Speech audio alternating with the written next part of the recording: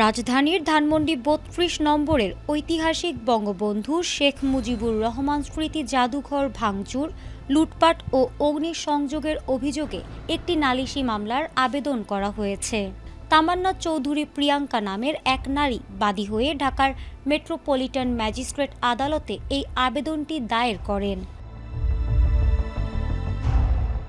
মামলার আর্জিতে অন্তর্বর্তীকালীন সরকারের প্রধান উপদেষ্টা ডক্টর মুহাম্মদ ইউনুস এবং আইন উপদেষ্টা ডক্টর আসিফ নজরুল সহ ২৭ জনের নাম সুনির্দিষ্টভাবে উল্লেখ করা হয়েছিল।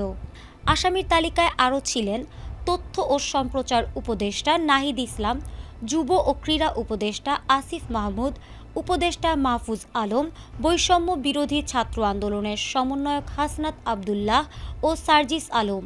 এছাড়া অনলাইন অ্যাক্টিভিস্ট পিনাকি ভট্টাচার্য ও ইলিয়াস হোসাইন সহ অজ্ঞাতনামা আরও কয়েকজনকে এতে আসামি করার আর্জি জানানো হয়।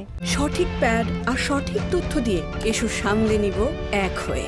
Mona Lisa sanitary napkin. আবেদনে অভিযোগ করা হয়, আসামিদের প্রত্যক্ষ ও পরোক্ষ উস্কানি, মদদ ও সহযোগিতায় কয়েক হাজার মানুষ লাঠিসোঁটা, হাতুড়ি ও দাহ্য পদার্থ নিয়ে ধানমন্ডি ৩২ নম্বরের ঐতিহাসিক বাড়িতে হামলা চালায়। সেখানে ব্যাপক ভাঙচুর, লুটপাট ও অগ্নিসংযোগের ঘটনা ঘটে।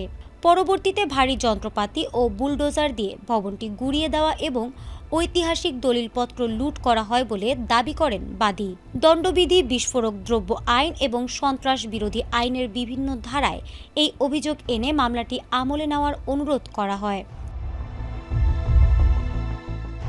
তবে মামলার আবেদনটি পাওয়ার পর ঢাকার মেট্রোপলিটন ম্যাজিস্ট্রেট মোহাম্মদ জুয়েল রানার আদালত বাদীর জবানবন্দি রেকর্ড করেন।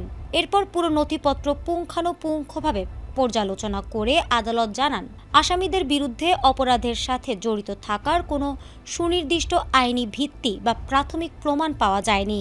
মামলা গ্রহণের মতো পর্যাপ্ত উপাদান না থাকায় ফৌজদারি কার্যবিধির ২০৩ ধারা অনুযায়ী আদালতের বিচারক আবেদনটি সরাসরি খারিজ করে দেন।